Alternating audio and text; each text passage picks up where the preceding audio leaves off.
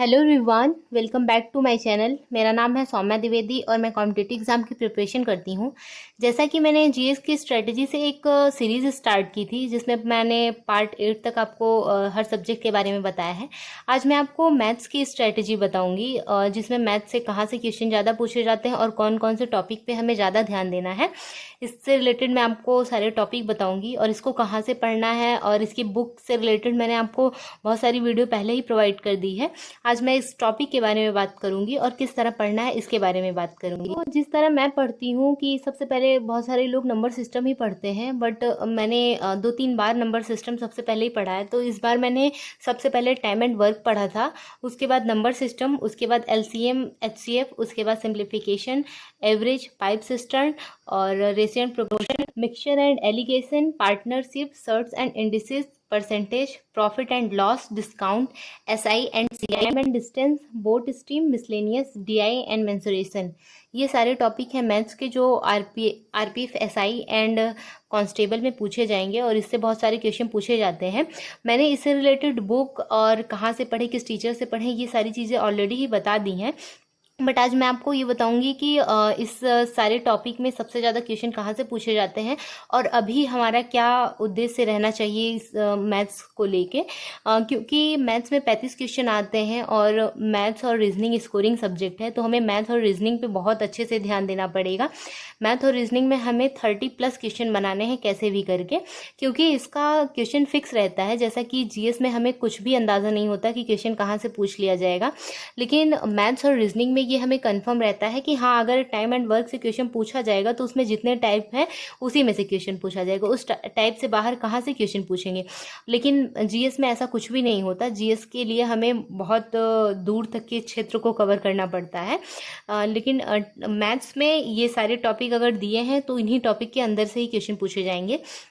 तो हमें अब मैथ्स में क्या करना है, जैसा कि हम लोगों ने एक टारगेट स्टार्ट किया था जिसमें बहुत सारे टॉपिक कवर कर लिए हम लोगों ने, बट जिसका भी ये सारे टॉपिक कवर नहीं है अभी तक। जैसा कि मैंने ये पहले ही कह दिया था कि स्टार्टिंग में वीडियो में मैंने बताया था कि मैथ्स के लिए हमें जितना जल्दी हो सके, जैसे टाइम एंड वर्क को 4 दिन देना है तो 4 दिन में हमें अपना कॉन्सेप्ट क्लियर करके कम से कम उसमें 100 क्वेश्चन लगा लेने हैं, कि जैसे 100 क्वेश्चन सॉल्व कर लेने हैं। मैथ्स के लिए सबसे पहले अपना कॉन्सेप्ट क्लियर करिए। अभी तो ऑलरेडी बहुत सारे लोगों का बहुत सारा कॉन्सेप्ट क्लियर हो गया होगा, जैसा कि बहुत सारे लोगों ने अपनी थ्योरी कंप्लीट कर ली होगी और बहुत सारे लोग इस टाइम सब कंप्लीट करके प्रैक्टिस कर रहे होंगे। तो कहा था कि आप जितना जल्दी हो सके इसका कॉन्सेप्ट, इसकी थ्योरी कंप्लीट करिए ताकि हमको लास्ट के टाइम में प्रैक्टिस करना रहे।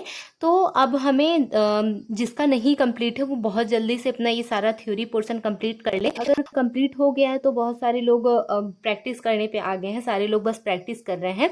तो जैसे हमें प्रैक्टिस के लिए क्या करना है, जैसे हमने टाइम एंड वर्क का एक टॉपिक ले लिया कि हमको आज टाइम एंड वर्क के टाइप फर्स्ट से कम 20 क्वेश्चन लगाने हैं। टाइप फर्स्ट से इसमें कम से कम 7, 8 या 9 टॉपिक हैं टाइम एंड वर्क में। तो हमें हर टाइप का, जैसे आज हमने टारगेट दिया है कि टाइम एंड वर्क से हमें 3 दिन में टाइम एंड वर्क को ख़त्म करना है। तो अब टारगेट का ये मतलब नहीं है कि हमको पहले कॉन्सेप्ट क्लियर करना है, टीचर का पहले वीडियो देखना है, फिर उसके बाद ये क्वेश्चन सॉल्व करना है। जब हमारा कॉन्सेप्ट क्लियर हो जाएगा और हम थ्योरी पढ़ लेंगे फिर क्वेश्चन सॉल्व करेंगे। तो अब अगर आपका कॉन्सेप्ट क्लियर हो गया, आपने थ्योरी देख ली, तो आप कोई वीडियो मत देखिए, क्योंकि आपके पास वो नोट्स हैं जो आपने बनाए हैं कॉन्सेप्ट और थ्योरी पढ़ते टाइम। तो अब हम नोट्स अपने सामने रखिए, बुक अपने सामने रखिए, या फिर जहाँ से भी किसी ऑनलाइन प्लेटफॉर्म से अगर आप मैथ्स के क्वेश्चन सॉल्व कर रहे हैं तो उसको सामने रखिए। उसके बाद आप क्वेश्चन सॉल्व कर, जैसे आपको टाइप फर्स्ट से ही क्वेश्चन टाइम एंड वर्क का सॉल्व करना है तो टाइप फर्स्ट अपने नोटबुक में खोलिए, उसके बाद क्वेश्चन देख देख के सॉल्व करना स्टार्ट करिए।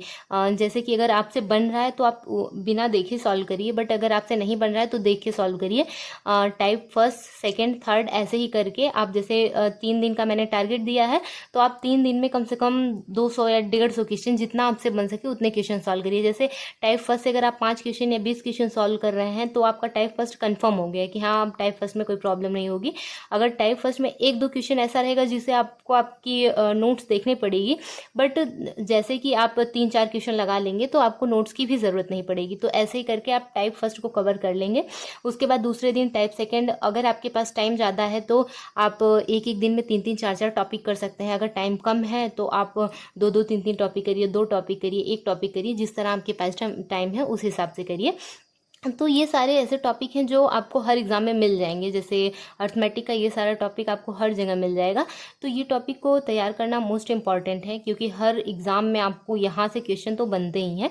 तो इस तरह आप एक एक टॉपिक करके क्वेश्चन सॉल्व करिए। बुक से रिलेटेड और टीचर से रिलेटेड मैंने बहुत कुछ बता दिया है मैथ्स के लिए।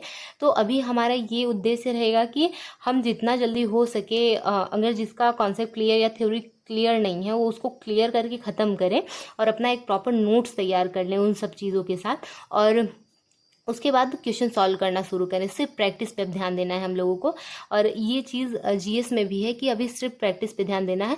और जीएस का इतना बड़ा सिलेबस है तो मैथ और रीजनिंग पे भी बहुत ज़्यादा ध्यान देंगे। जीएस का इतना बड़ा सिलेबस है तो बहुत सारे लोग ऐसा करते हैं कि दिन का 8-8 घंटा 6-6 घंटे जीएस में ही निकाल देते हैं, मैथ और रीजनिंग को साइड में कर देते हैं।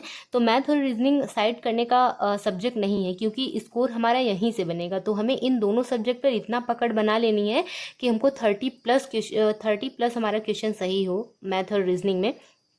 जीएस को भी टाइम दे, बट एक पर्टिकुलर जैसे टॉपिक की, इस टॉपिक से ज़्यादा क्वेश्चन बन रहा है तो हमें वही क्वेश्चन पढ़ना है, वही टॉपिक पढ़नी अच्छे से। जहाँ से क्वेश्चन बार बार पूछे जाते हैं हमें उन सारे टॉपिक को अच्छे से कवर करना है। ये नहीं कि कुछ भी जो जो मिल रहा है सारी चीज़ें पढ़ना स्टार्ट कर दे रहे हैं हम, तो ऐसे नहीं करना है। तो इस तरह आप मैथ्स के हर टॉपिक को इसी तरह कवर कर सकते हैं। जैसे टारगेट 4 दिन का बना है तो हर टाइप का 4-4 5-5 क्वेश्चन पहले नोट से देख के किया, उसके बाद फिर 20 क्वेश्चन अगर हमें करना है तो 15 क्वेश्चन अपने से करेंगे हम। तो इस तरह टाइप 1, 2, 3 ऐसे करके सारे टाइप हम लोग कवर कर लेंगे। जैसे टाइम एंड वर्क में करेंगे उसी तरह सारे टॉपिक यहाँ पे दिए हैं। जैसे परसेंटेज से क्वेश्चन पूछे जाते हैं ज़्यादा, प्रॉफिट एंड लॉस से पूछे जाते हैं, एसआई एंड सीआई से क्वेश्चन पूछे जाते हैं। जैसा कि आप लोगों ने मॉक टेस्ट दिया होगा तो उसमें अंदाजा हो गया होगा आपको कि मैथ्स में कितने क्वेश्चन और किस जगह से पूछे जाते हैं। सिंप्लीफिकेशन से भी क्वेश्चन पूछे जाते हैं। तो आपको ये अंदाजा हो गया होगा कि ज़्यादा क्वेश्चन कहाँ से पूछे जाते हैं और कहाँ क्वेश्चन टफ है। जैसे एसआई एंड सीआई का कोई क्वेश्चन दे दिया गया है तो ये समझ में आएगा कि हाँ कहाँ क्वेश्चन टफ दिख रहा है हमें, कि ये एसआई एंड सीआई का क्वेश्चन बहुत टफ आ रहा है। तो हमें उस टाइप पे, उस चैप्टर पे अच्छे से वर्क करना है। अब ये हमें सिर्फ इस चीज़ पे ध्यान देना है। हमारा थ्योरी कंप्लीट हो गया, हमें बस प्रैक्टिस करना है। और प्रैक्टिस करने के साथ साथ ही जो चैप्टर हमारा कमज़ोर है हमें उस पर ज़्यादा फोकस करना है। अब ये टाइम है। और जैसा कि हम सभी को पता है यूपीपी का भी एग्ज़ाम पास में आ गया है कि ज़्यादा टाइम नहीं है यूपीपी के लिए भी, कभी भी डेट आ सकती है। तो इन सारी चीज़ों से हमारा यूपीपी का भी एग्ज़ाम क्लियर होगा। ये सारे टॉपिक वहाँ भी पूछे जाएंगे। तो हम इस तरह तैयारी करके अपनी बना के चलें कि जो आसपास के जितने भी एग्ज़ाम हैं हम सारे एग्ज़ाम को कवर कर सकें। तो इस तरह अगर आप पढ़ेंगे, अगर टॉपिक वाइज और एक एक चैप्टर को ध्यान में रख कर पढ़ेंगे। सबसे पहले तो आप जैसे मैंने SICI लिखा, मैंने ये चीज़ चार्ट वाले एक वीडियो में आपको बताया था कि इसके सामने ऐसे 2 बॉक्स बना लीजिए, हमको 3 बार इसको 3 बार करना है। कोशिश करिए कि एग्ज़ाम तक आते आते हमारा सारा चैप्टर 3-3 4 बार रिवाइज हो जाए। तो अगर आपने फर्स्ट टाइम पढ़ लिया तो ठीक है, फिर सेकेंड टाइम, फिर थर्ड टाइम, ऐसे थर्ड टाइम तक आपको अपना बेस्ट देना है। जैसे फर्स्ट टाइम में अगर हमसे कोई मिस्टेक हो रही है तो सेकेंड टाइम उसको थोड़ा कम कर देंगे, उसके बाद थर्ड टाइम में बिल्कुल भी उसको ख़त्म कर देंगे। और ऐसा तो होता नहीं है कि मिस्टेक होती बिल्कुल भी नहीं होती, थोड़ी बहुत होती है। तो हमको कोशिश करना है कि अगर हमने 1 बार पढ़ लिया, 2 बार पढ़ लिया, 3 बार पढ़ लिया, अगर तीसरी बार में भी बहुत ज़्यादा मिस्टेक आ रही है तो हमको उस चैप्टर को फिर से बार बार पढ़ने की ज़रूरत है। और अगर थोड़ी बहुत आ रही है तो वो कॉमन है, क्योंकि थोड़ा बहुत तो प्रॉब्लम आता ही है हर जगह। तो उसको बार बार पढ़ेंगे तो आपका कॉन्सेप्ट और आपका चैप्टर भी क्लियर होगा। तो अब हमें सिर्फ प्रैक्टिस पे ध्यान दें। प्रैक्टिस के अकॉर्डिंग हम अपने चैप्टर तैयार करेंगे। जैसा कि हम लोगों ने 2-3 बार, 4 बार, 6 बार पढ़ लिया हर चैप्टर को, तो अब प्रैक्टिस की बारी है। इसी तरह आप मेंसुरेशन भी पढ़िए, मेंसुरेशन के भी क्वेश्चन आते हैं और अगर आपको ये देखना है कि क्वेश्चन किस तरह पूछे जाते हैं तो सबसे पहले तो आप मैथ्स का मॉक टेस्ट दीजिए, मैथ्स का प्रीवियस ईयर क्वेश्चन लगाइए। वहाँ से आपको पता चल जाएगा कि हाँ टफ आते हैं कि ईजी आते हैं, कि करने लायक बिल्कुल भी नहीं होते हैं इस तरह के क्वेश्चन। तो आप वहाँ से देखकर इस चीज़ का अंदाज़ा लगा सकते हैं। और ये सारे टॉपिक हैं आपको मैथ से रिलेटेड मैंने पहले भी बताया है आपको, और आर्ट का वीडियो भी बनाया है जिसमें मैंने जीएस की स्ट्रेटजी बताई है कि किस तरह उसको पढ़ना है, पढ़ने का सही तरीका बताया है। तो आप उसको भी देख सकते हैं, उसको देखकर आपको बहुत आइडिया मिलेगा कि हमें कैसे करना है। उसको आप मैथ्स में भी अप्लाई कर सकते हैं, उसका मैं लिंक डिस्क्रिप्शन में डाल दूंगी, आप वहाँ से उसको देख लीजिएगा। अब आते हैं मॉक टेस्ट पे।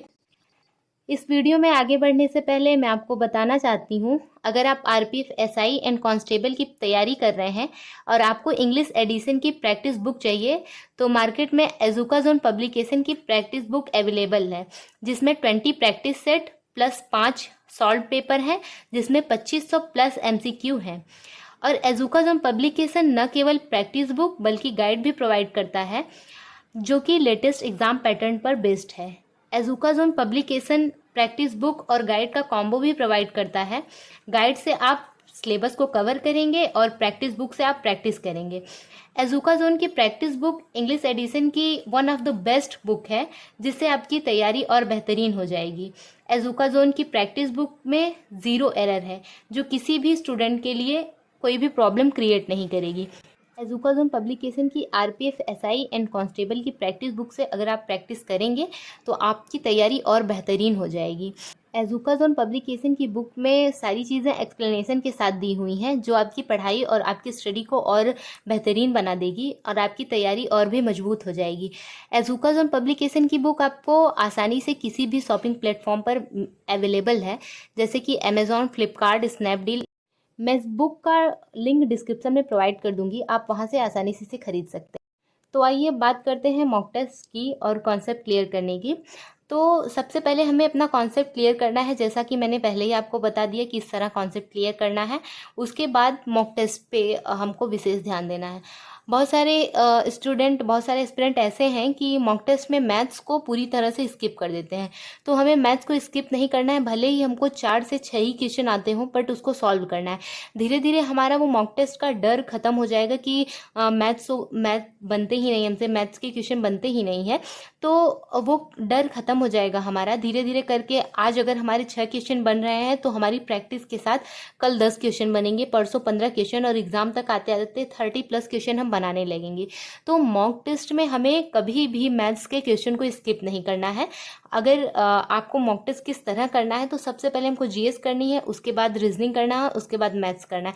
मैथ्स को लास्ट में रखिए, क्योंकि अगर हम पहले ही कैलकुलेशन में उलझ जाएंगे तो हमारा जीएस का पोर्शन खराब हो जाएगा। इसके लिए सबसे पहले हमें जीएस करना है, उसके बाद रीजनिंग करना है, उसके बाद मैथ्स करना है। तो मैथ्स को हमको कभी भी स्किप नहीं करना है। और दूसरी चीज़ ये कि हमें कोशिश करनी है कि मैथ्स का हम इंडिविजुअल मॉक भी दें, जैसे सेक्शनल मॉक टेस्ट दें। और अगर हो सके तो चैप्टर वाइज मॉक टेस्ट भी अवेलेबल है, आप चैप्टर वाइज मॉक टेस्ट भी दे सकते हैं मैथ्स के लिए। तो इस तरह हमारा मैथ्स का डर खत्म हो जाएगा कि हम सर से पढ़ रहे हैं, कॉन्सेप्ट लिख रहे हैं और नोट्स बना रहे हैं, बट फिर भी हम क्वेश्चन नहीं कर पा रहे हैं, बुक से क्वेश्चन नहीं कर पा रहे हैं। तो ये सारी चीज़ें सिर्फ प्रैक्टिस पर डिपेंड है। तो अगर हम प्रैक्टिस करेंगे तो मॉक टेस्ट में भी अच्छा नंबर बनने लगेगा। और हम मॉक टेस्ट से भाग नहीं सकते, और खासकर मैथ्स के मॉक टेस्ट से नहीं भाग सकते। हमको पूरी कोशिश करनी है कि हम मैथ्स का एक टॉपिक बाय टॉपिक या फिर चैप्टर बाय चैप्टर या सेक्शनल मॉक टेस्ट या फिर फुल मॉक टेस्ट में 35 के 35 क्वेश्चन कवर करने की कोशिश करें। नहीं 35 बन रहा है तो अगर आज हमारा 12 बन रहा है तो कल 15 बनेगा। इसी तरह हमको धीरे धीरे अपना क्वेश्चन का नंबर और इंक्रीज करना है। तो आप डरिए मत और मैथ्स पे अच्छे से ध्यान दीजिए, क्योंकि ये 2 सब्जेक्ट बहुत स्कोरिंग है, यहाँ से नंबर पक्के हैं। तो हमें इन दोनों सब्जेक्ट पे बहुत अच्छे से ध्यान देना है और खूब सारी प्रैक्टिस करिए, अच्छे से पढ़ाई करिए। बहुत सारे एग्ज़ाम आ रहे हैं जिसको हमें ध्यान में रख के पढ़ाई को अपना कंटिन्यू करना है। तो आप अच्छे से पढ़ाई करिए, मैथ्स, रीजनिंग और जीएस पे अच्छे से ध्यान दीजिए, क्योंकि ये 3 सब्जेक्ट कॉमन है सभी एग्ज़ाम में। तो अच्छे से पढ़ाई करिए। Best of luck. थैंक्स मेरी वीडियो को देखने के लिए, मुझे सपोर्ट करने के लिए। Thank you.